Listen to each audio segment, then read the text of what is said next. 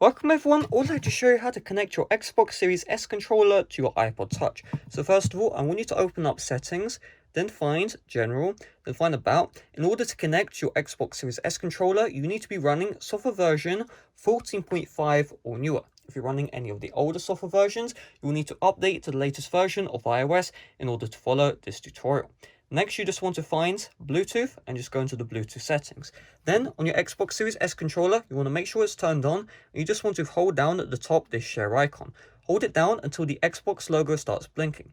Once it starts blinking, you can release this, and you should see under Devices, Xbox Wireless Controller.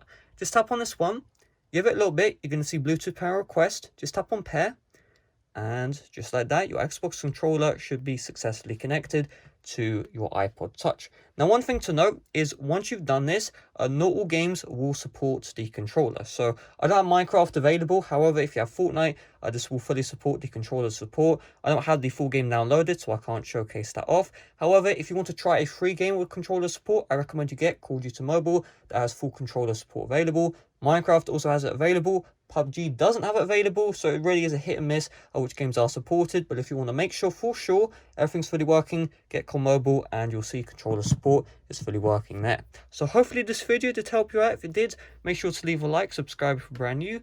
Thanks for watching. See you guys later. Bye bye.